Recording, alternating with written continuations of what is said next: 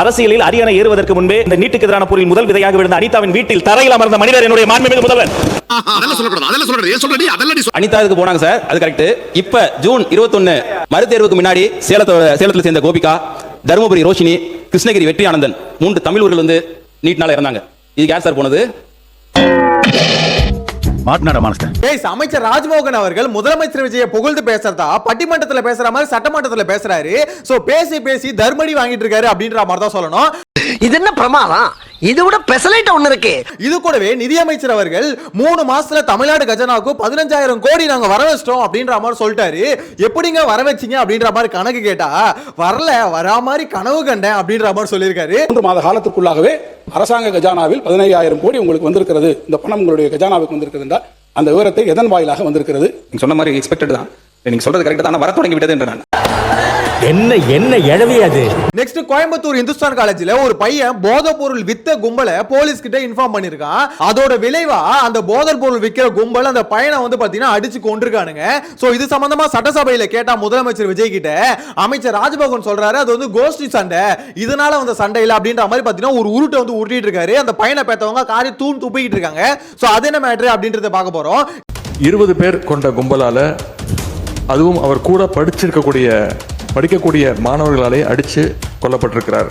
ஏற்கனவே இருந்த ஒரு கோஷ்டி மோதலின் காரணமாக கஞ்சா விற்பனை என் பையன் சொன்னதுனாலதான் இது அவங்க வந்து இப்போ என்னடா ஆச்சு? இது கூடவே தமிழ்நாட்டில் சொத்து வரி ஏறுது, மின்சார கட்டணம் ஏறுது அப்படின்ற மாதிரி எல்லாம் குரல் கொடுத்தா அந்தந்த டிபார்ட்மெண்ட் வந்து அப்படிலாம் ஏறல, அங்கங்க ஏதாவது ஒரு சின்ன மிஸ்டேக் இருக்கும், அப்படிலாம் நாங்க ஏத்தல அப்படின்ற மாதிரி அப்பட்டமா ஒரு பொய்யை சொல்லிக்கிட்டு இருக்காங்க. சோ அது என்ன மேட்டர் அப்படின்றதையும் பார்க்க போறோம். இது எல்லாத்தையும் டீடைலா பார்க்கலாம். சேனலை ஃபர்ஸ்ட் டைம் பாத்தீங்கன்னா சப்ஸ்கிரைப் பண்ணிட்டு வீடியோ லைக் பண்ணி வச்சுக்கோங்க. ஒன் பை ஒன்னா பார்த்தலாமா? ஃபர்ஸ்ட் ஆஃப் ஆல் தமிழ்நாடு முதலமைச்சர் விஜய் வந்து பாத்தீங்கன்னா அமைச்சர் ராஜ்மோகன் வந்து புகழ்றாரு. என்னவா புகழ்றாரு தெரியுமா? அனிதா நீட்டுக்கு எதிராக பாத்தீங்கன்னா முதல்ல அனிதா உயிரிழந்தப்பே அவங்க வீட்டுக்கு போய் தரையில உட்கார்ந்து பேசின தலைவர் எங்க தலைவர் அப்படின்ற மாதிரி சொன்னாரு. சோ இது சொன்னோட பாத்தீங்கன்னா ஆளுங்கட்சி எல்லாம் பாத்தீங்கன்னா ஃபயர் விட்டாங்க. அரசியலில் அரியணை ஏறுவதற்கு முன்பே இந்த நீட்டுக்கு எதிரான போரில் முதல் விதையாக விழுந்த அனிதாவின் வீட்டில் தரையில் அமர்ந்த மனிதர் என்னுடைய மாண்புமிகு முதல்வர். ஆனா எதிர்கட்சி சைடுல இருந்து அப்ப போனாருங்க, அதாவது அரசியலுக்கு வரதுக்கு முன்னாடியே போனாருன்னு பெருமையா பேசுறீங்க. இப்ப அரசியல வந்து அவர் முதலமைச்சர் ஆனதுக்கு அப்புறம் அவரோட ஆட்சி நடக்கும் போது 3 மாணவர்கள் இறந்திருக்காங்க நீட்டால, அவங்களோட வீட்டுக்குலாம் ஏன் முதலமைச்சர் போல அப்படின்ற மாதிரி கேள்வி கேட்கறாங்க. நியாயமான கேள்வி தானே அது? என்ன நீங்க அரசியலுக்கு வரதுக்கு முன்னாடி போறீங்க, அரசியல வந்ததுக்கு அப்புறம் போக மாட்டீங்கன்னா என்ன, யாரை ஏமாத்த பாக்குறீங்க அப்படின்ற ஒரு கேள்வி வருதா?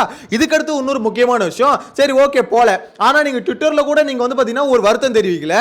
அதே மாதிரி நீட்டுக்கு எதிராக மாணவர்கள் போராடும் போது வந்து அவங்களுக்கு ஆதரவு ஒரு குரல் கூட வந்து பாத்தீங்கன்னா முதலமைச்சர் விஜய் குறுகல. சோ இதுதான் நீங்க நீட்டுக்கு எதிராக நிக்கிறதா அப்படின்ற கேள்வி வந்து கேக்குறாங்க. அட வெக்கம் கட்டுவீங்களா? இதுக்கு எதுக்குடா வெள்ளையங்கிலி மாலைன்னு? நியாயமான கேள்விதான். அதாவது அனிதாவுக்காக போய் தரையில உட்கார்ந்த முதலமைச்சர் அப்படின்ற மாதிரி பெருமையா பேசுறாங்க. தரையில உட்கார்றது என்ன, அவரால் உட்கார முடியாது, அவர் குண்டி தரையில உட்காராதா? புரியலையே. ஆக்டரா இருந்தா என்ன அவ்வளவு பெரிய ஆளா, கடவுளான அவங்க தரையில உட்கார்ந்தார். அனிதா வீட்ல போய் தரையில உட்கார்ந்தார். தரையில் அமர்ந்த மனிதர் அனிதா வீட்ல போய் தரையில தானே உட்கார்ந்தாரு, கக்கூஸ்ல உட்காரல. எனக்கு புரியவே இல்ல. அவர் தரையில உட்கார்ந்தது அவ்வளவு பெருமையா பேசிட்டு இருக்காங்க. சக மனுஷன் தான் விஜய் அவர்களும். முதல்ல தெரிஞ்சுக்கோங்க, இப்ப முதலமைச்சர் ஆனாலும் சரி, அதே மாதிரி பாத்தீங்கன்னா அப்ப ஒரு பெரிய ஆக்டரா இருக்கும் போது சரி, சக மனுஷன் தான். அவங்க நம்ம கையால ஒரு தண்ணி கொடுத்தா கிளாஸ்ல வாங்கி குடிச்சிட்டாங்க, நம்ம வீட்டு பாத்திரத்துல வந்து பாத்தீங்கன்னா தண்ணி குடிச்சிட்டாங்க அப்படின்னு பெருமையா பேசுறது இதெல்லாம் கேவலமான மென்டாலிட்டி. சோ இந்த மென்டாலிட்டியை வந்து பாத்தீங்கன்னா சட்டமன்றத்துக்குள்ள அமைச்சர் ராஜ்மோகன் பேசிட்டு இருக்காரு. தரையில போய் அனிதா வீட்ல உட்கார்ந்தாரு. எனக்கு புரியல. அவர் குண்டி தரையிலேயே உட்காராதா என்னையா இப்படி பேசுறீங்க அப்படின்ற மாதிரி தான் இருக்குது. ஒழுங்கா படிடா.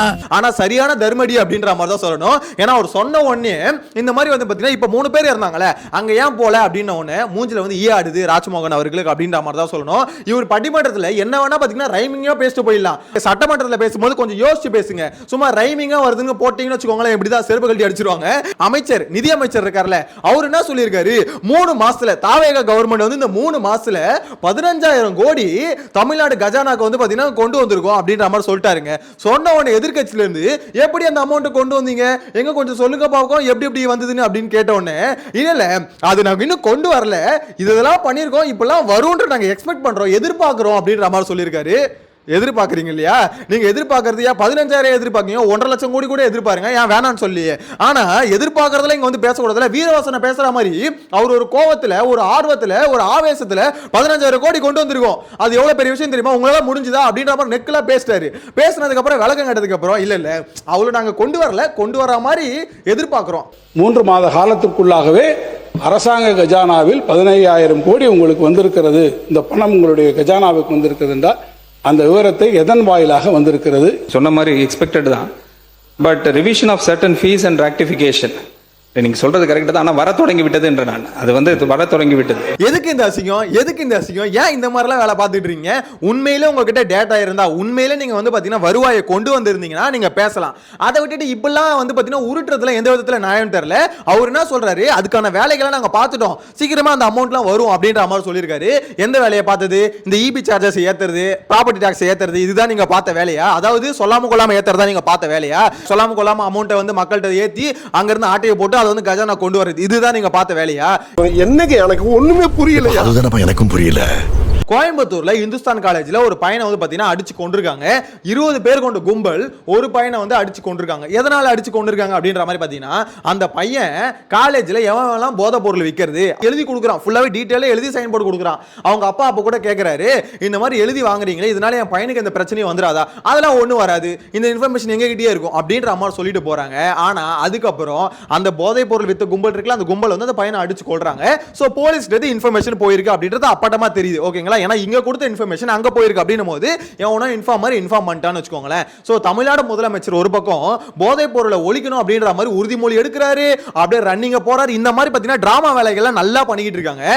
ஆனா அங்க ஃபீல்டுல என்ன நடக்குதுன்னு பாத்தீங்கன்னா, போதை பொருள் விற்கிறாங்க அப்படின்ற ஆட்களை வந்து பாத்தீங்கன்னா போட்டு கொடுத்த ஆளை போட்டு தள்ளுற அளவுக்கு தான் இங்க வந்து சட்டம் ஒழுங்கு இருக்குது. வர்ற மாதிரி இங்க அதுதான் இங்க நடந்துகிட்டு இருக்கு. அந்த லட்சணத்துல இருக்கு. போதை பொருள் இங்க ஒளிச்சு கிழிச்சா மாதிரி தான் அப்படின்ற மாதிரி சொல்ல தோணுது. போதை பொருள் விற்கிறாங்க அப்படின்னு சொல்றவங்களை பாதுகாக்க கூட இந்த கவர்மெண்ட்டுக்கு துப்பு இல்ல. இந்த கவர்மெண்ட்டுக்கு துப்பு இல்ல. எனக்கு புரியல, போதை பொருளை விற்கிறவங்க அவங்க இன்ஃபர்மேஷனை கொடுத்த ஒரு நபரை வந்து உங்களால பாதுகாக்க முடியலனா என்னத்தையா சட்டம் ஒழுங்கு நீங்க பாதுகாக்கிறீங்க? முதலமைச்சர் விஜய் அவர்களே, என்னத்தை பாதுகாக்க கிழிச்சு தள்ளுறீங்க நீங்க? என்னத்தை கிழிச்சு தள்ளுறீங்க நீங்க? ஏண்டா எங்களை இன்னமுமாடா நம்பிக்கிட்டு இருக்க? இங்க போதை பொருள் உறுதிமொழி எடுத்தா மட்டும் பத்தாது, உண்மையிலே ஆக்ஷன்ஸ்ல காமிங்க. அதை விட்டுட்டு சட்டமன்றத்தில் வந்து பாத்தீங்கன்னா எதிர்க்கட்சி சைடுல இருந்து கேள்வி கேட்கறாங்க. இந்த மாதிரி கோயம்புத்தூர்ல இப்படிப்பட்ட சம்பவம் நடந்திருக்கு, இதுக்கு விளக்கத்தை கொடுங்க அப்படின்ற மாதிரி கேட்கறாங்க. அமைச்சர் ராஜ்மோகன் எந்திரிச்சு சொல்றாரு, அது வந்து பாத்தீங்கன்னா கோஷ்டி சண்டையா, அவங்க பெத்தவங்க நாக்கா புடுங்குற மாதிரி இந்த கவர்மெண்ட்டை பார்த்து கேட்கறாங்க. 20 பேர் கொண்ட கும்பல் ஒரு பையனை அடிச்சு கொள்றாங்க, இது எப்படியா கோஷ்டி சண்டை அப்படின்ற மாதிரி கேட்கறாங்க. நியாயமான கேள்வி தானே? சம்பந்தப்பட்ட அந்த மாணவரோடு மற்ற மாணவர்களுக்கு ஏற்பட்ட ஏற்கனவே இருந்த ஒரு கோஷ்டி மோதலின் காரணமாக ஒரு பையனை 20 பேர் சேர்ந்து அடிச்சது எப்படி 2 கோஷ்டியோட சண்டையாகும்? 1வது படிக்கிற குழந்தை கூட இந்த அறிவு வந்து லாஜிக்கா யோசிக்கும். ஆனா இந்த கவர்மெண்ட்டுக்கு வந்து பாத்தீங்கன்னா அப்படி யோசிக்க மாட்டாங்க. இது கோஷ்டி சண்டைன்னு சொல்லிட்டு அப்பட்டமா பாத்தீங்கன்னா பிளேட் அப்படியே மாத்தி விட்டு திசை திருப்ப பாக்குறாங்க. எனக்கு புரியலையே, இது எப்படியா கோஷ்டி சண்டை ஆகும்? 20 பேர் கொண்டு கும்பல் ஒருத்தனை அடிச்சு கொள்றாங்க, இது வந்து கோஷ்டி சண்டைன்னு எப்படி உருட்டுறீங்க? எப்படி நீங்க உருட்டுறீங்க? மனசாட்சியே இல்லாம அப்படின்ற மாதிரி தான் இருக்கு. ஒரு தப்பு நடந்துருச்சுன்னா, எஸ் இப்படி ஒரு தப்பு நடந்துச்சு, இதுக்கப்புறம் நடக்காது, அதுல நாங்க ஸ்ட்ரிக்ட்டா ஆக்ஷன் எடுக்கிறோம் அப்படின்ற மாதிரி சொல்லிட்டு போற கவர்மெண்ட் கூட நம்பிடலாம். ஆனா இந்த மாதிரி பாத்தீங்கன்னா அதை வந்து உருட்டி மழுப்பி திசை திருப்புற வேலை கவர்மெண்ட் பண்ணுதுல, இந்த மாதிரி கவர்மெண்ட் வந்து நம்பவே கூடாது அப்படின்ற மாதிரி சொல்ல தோணுது. ஏன் இவ்வளவு கேவலமான வேலையை பாக்குறீங்க? உண்மையிலே அந்த பெத்தவங்களுக்கு எவ்வளவு கஷ்டமா இருக்கும். நீங்க இது கோஷ்டி சண்டை அப்படின்ற மாதிரி திசை திருப்பினீங்க, எவ்வளவு கஷ்டமா இருக்கும். அவங்க அவ்வளவு கதறாங்க, புள்ளைய பறி கொடுத்து கதறிட்டு இருக்காங்க. ஏன்னா அவங்களுக்கு அவங்க கண்ணு முன்னாடி நடந்த சம்பவம், அவன் தான் டீட்டெயிலா எழுதி கொடுக்குறான், அப்பா முன்னாடி தான் எழுதி கொடுக்குறான், இவன் போதை பொருள் விற்கிறான் அப்படின்ற மாதிரி எழுதி கொடுக்குறான். அவங்க அப்பா பயத்துல அப்பயும் கேட்கிறாரு, இந்த மாதிரி இந்த இன்ஃபர்மேஷன்லாம் வெளியே போவாதா? இல்ல எங்க கிட்ட இருக்கும் அப்படின்னு வாக்குறுதி கொடுத்துட்டு அவங்கள அமுச்சு விட்டு அதுக்கப்புறம் இந்த இன்ஃபர்மேஷன் வந்து அந்த கேங்குக்கு போகுதுன்னா, அப்போ எந்த லட்சணத்துல வந்து நீங்க வந்து காவல்துறை வந்து கட்டுக்கோப்பா வச்சிருக்கீங்க அப்படின்றது கிளியரா தெரியுது முதலமைச்சர் அவர்களே. ஏன்னா காவல்துறைக்கு நீங்க தானே அமைச்சரு, அப்ப எந்த லட்சணத்துல நீங்க வச்சிருக்கீங்க அப்படின்றது அப்பட்டமா தெரியுது. கஞ்சா விற்பனை என் பையன் சொன்னதுனாலதான் இது அவங்க வந்து என் பையனை தூக்கிட்டு போயிட்டு அடிச்சு கொண்டு இருக்காங்க. இது வந்து சாவுடா எங்களை போட்டு கொடுக்குறியா அப்படின்னு சொல்லி தாக்குதல் பண்ணியிருக்காங்க. கத்தியை திருப்பி இந்த நெஞ்சில வந்து இந்த இடத்துல அடிச்சு, இரும்பு ராடை வச்சு மூஞ்சில அடிச்சு. முதலமைச்சர் விஜயும் சரி, அவர் அரசாங்கமும் சரி, ஈஸியா பாத்தீங்கன்னா கோஷ்டி சண்டை அப்படின்ற மாதிரி தட்டி விட்டு போயிடலாம். நாளைக்கு நம்ம வீட்டுல ஒருத்தவங்களுக்கும் நம்ம ஒரு கம்ப்ளைண்ட் கொடுத்தோம்னு வச்சுக்கோங்களேன், அது கம்ப்ளைண்ட் கொடுத்த யாரு அப்படின்ற இன்ஃபர்மேஷன் ஈஸியா போலீஸ் வந்து இப்படி வெளியே லீக் பண்றாங்க.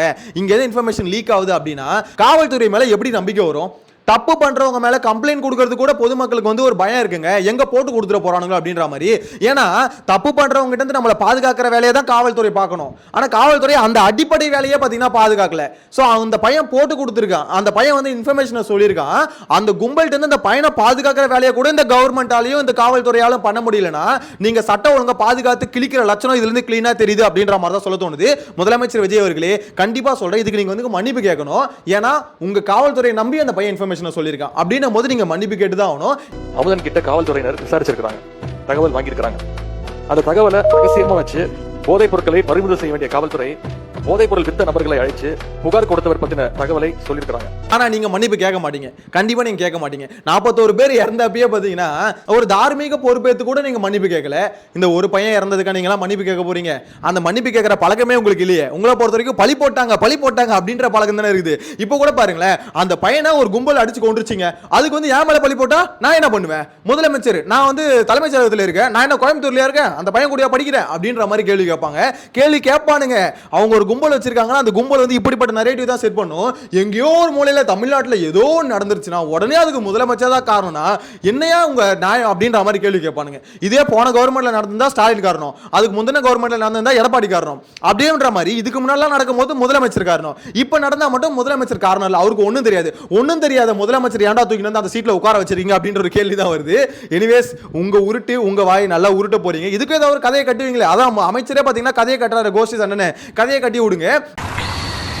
வெளியே தான் அம்மா சிரிக்கிறேன், உள்ள அழுதுட்டு இருக்கேன். எல்லாத்துக்கும் முட்டு கொடுக்குறானுங்க, எல்லாத்துக்கும் முட்டு கொடுக்குறானுங்க. இப்போ இந்த கரண்ட் பில்லும் சரி, சொத்து வரி ஏறிடுச்சு அப்படின்ற மாதிரி சொன்னோம். ஏறிடுச்சுன்னா அது எல்லாருக்குமான வழி தானே. ஸோ அதுக்கு வந்து பார்த்தீங்கன்னா அப்படிலாம் இல்லை, அங்கே அண்ணன் ஏத்தனா அதெல்லாம் ஒரு காரணத்துக்காக தான் ஏற்றுவார் அப்படின்ற மாதிரி முட்டு கொடுத்துட்டு இருக்கானுங்க. என்னன்னா நம்ம ஃப்ரெண்ட்ஸ் சர்க்கிள்லயே இவ்வளோ மோசமாவோ அறிவு கெட்டத்தனமாவோ இருப்பானுங்க அப்படின்றது இப்போதான் நம்மளுக்கு நிறைய பேர் தெரிய வருது. யாரா இவனுங்க, எங்கிந்திரா வந்துக்கிறாங்க? எனிவேஸ் இப்போ இந்த சொத்து வரி, ப்ராப்பர்ட்டி டாக்ஸ் ஏறி இருக்கு, அதே மாதிரி பார்த்தீங்கன்னா கரண்ட் பில் வந்து ஏறி இருக்கு அப்படின்ற மாதிரி எல்லாருமே கதறிட்டு இருக்கோமா. ஸோ இதை வந்து வாய்ஸ் அவுட் பண்ணி எல்லாம் சொல்லிக்கிட்டு இருக்காங்க. நேற்று கூட ஒரு ஆக்டரை சொல்லித்தாங்க அப்படின்ற மாதிரி நான் வீடியோவில் சொல்லியிருந்தேன். இப்போ அதுக்கு மின்சார வரி வந்து விளக்கம் கொடுத்துருக்காங்க. இது வந்து வதந்தி, அது யாரும் நம்பாதீங்க, இப்படி மின்சார கடனால ஏறல. அப்போ ஏறி அதிகமாக காசு பே பண்ணாங்களா பைத்தியக்காரங்களா? நாங்கள் என்ன பைத்தியக்காரங்களா? எனக்கு புரியலையே. ஏன் இப்படி பாக்குறாரு? எல்லாரும் காசு அதிகமா கட்டிட்டு தாங்க இங்க கதறிட்டு இருக்காங்க. அதை விட்டுட்டு அப்படி ஒண்ணு நடக்கல, அப்படி நடக்கிற மாதிரி கனவு கண்டமானாங்களா? இல்ல கனவு கண்டுட்டு பேசிட்டு இருக்குமா? கண்ணு முன்னாடி வந்து பாத்தீங்கன்னா டபுள் மடங்கு வந்து அமௌண்ட் வாங்கிருக்கீங்க அப்படின்னும் போது ஏன் இவ்வளவு அதிகமாயிருச்சுன்னு கேள்வி கேட்டா அப்படிலாம் ஏறவே இல்லை. அமைச்சர், மின்சாரத்துறை அமைச்சர் அவரும் உருட்டுறாரு, இந்த மின்சார வாரியமும் உருட்டுது, இது சொத்து வரி ஏறிச்சுன்னு சொன்னா இந்த டிபார்ட்மெண்ட்டும் உருட்டுது. எனக்கு புரியவே இல்லையே. அப்படி ஒண்ணு நடக்கவே இல்லைன்றாங்க. ஆனா நடக்குதே, மக்கள் அஃபெக்ட் ஆயிட்டு இருக்காங்களே. அது ஏதோ 1-2 இடத்துல நடக்குது. இவ்வளவு மக்கள் கதறாங்க, ஏதோ 1-2 இடத்துல அதிகமாகுதா? எனக்கு புரியல. 1-2 இடத்துல அதிகமாகுதா? எப்படி இவ்வளவு வருஷமா நடக்காது, இப்ப மட்டும் ஏன் நடக்குது? அப்ப மக்களுக்கு தெரியாம மக்கள்கிட்ட திருடுறீங்களா? வீட்டு வரியை உயர்த்திட்டாரு, தண்ணி வரியை உயர்த்திட்டாரு, தொழில் வரியை உயர்த்திட்டாரு, விலைவாசியை உயர்த்திட்டாரு, குப்பைக்கு கூட வரி போட்டாரு. இப்படி மக்களோட கஷ்டங்களை மட்டுமே அவர் உயர்த்தி வச்சிருக்கிறார். சென்னையில் சொத்து வரி 3 முதல் 4 மடங்கு அதிகமாக வந்துள்ளதால் அது ஒட்டுமொத்த பேருக்கும் ஏத்தாம பர்டிகுலரா கொஞ்சம் பேருக்கு மட்டும் ஏத்தி அவங்க வந்து ஆட்டையை போட நினைக்கிறீங்களா அப்படின்ற ஒரு கேள்வி தான் வருது. இந்த மாதிரி மிஸ்டேக் எப்படி வருது? இந்த மாதிரி மிஸ்டேக் இவ்வளவு வருஷமா வராது, இப்ப மட்டும் ஏன் மிஸ்டேக் வருது? இது மிஸ்டேக்கா வருதா இல்ல வேணும்னே பாத்தீங்கன்னா காசை வந்து திருடுறதுக்கு, காசை ஆட்டையை போடுறதுக்கு, மக்கள்கிட்ட இருந்து எடுக்கிறதுக்கு இந்த வேலையை பாக்குறீங்களா அப்படின்ற ஒரு கேள்வி தான் வருது. இதுக்கு நேர்மையா வந்து ஆமா மின்சார கட்டணத்தை நாங்க ஏத்திட்டோம், அதே மாதிரி சொத்து வரி ஏத்திட்டோம், நேர்மையா ஒத்துக்கிட்டு போயிடுங்களேன், எங்க தளபதி இதுதான் அப்படின்ற நாங்களும் அமைதியாயிடுவோம். அவ்வளவு வெறி மாப்பிளைக்கு இங்க என்ன மேட்டர்னா நாங்க ஏத்தல அப்படின்ற மாதிரி சொல்றீங்க, ஆனா ஏத்திட்டு எங்க கிட்ட காசையும் வாங்குறீங்க அப்படின்னும் போது நாங்க எங்க தாங்க போய் முட்டிக்கிறது? எனக்கு புரியலையே. ஏன்னா எங்க அண்ணன் நிறைய திட்டத்தை வந்து அனௌன்ஸ் பண்ணி வச்சிட்டாரு. தாலிக்கு தங்கம், அது மாதிரி தாய் மாமன் சீரு, லொட்டு லொசுக்குன்னு எல்லாத்தையும் இலவசம் அனௌன்ஸ் பண்ணி வச்சிட்டாரு. சோ இதெல்லாம் நாங்க நிறைவேற்றணும், உங்ககிட்ட இருந்தா புடுங்கணும் அப்படின்ற மாதிரி ஒத்துக்கிட்டு போங்க. நாங்களே எங்க தளபதி இதுதான் அப்படின்ற மாதிரி கட்டிட்டு போயிட்டு இருக்கோம். பேச மாட்டோமே, இந்த மாதிரி கதற மாட்டோமே. எப்பா சாமி முடியல அவங்க கூட அப்படின்ற மாதிரி தான் இருக்கு. எனிவேஸ் உங்களோட கருத்துக்களை மறக்காம கமெண்ட்ல மென்ஷன் பண்ணுங்க. நெக்ஸ்ட் வீடியோல மீட் பண்ணலாம். Ta-ta bye by.